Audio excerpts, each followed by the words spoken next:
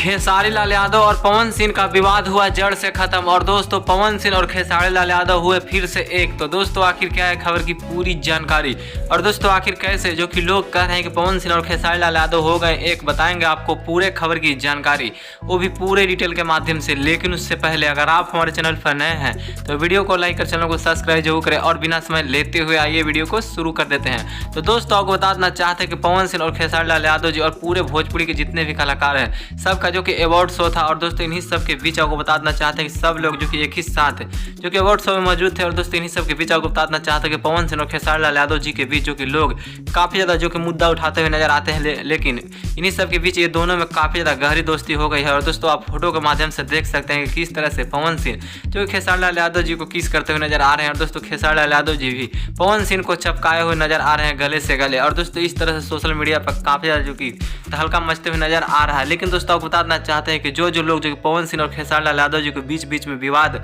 में खींचना चाहते थे, वो लोगों को काफ़ी ज़्यादा शौक लग गया है कि आखिर पवन खेसारी कैसे हो गए एक। लेकिन दोस्तों ये दोनों जो कि एक हो गए हैं।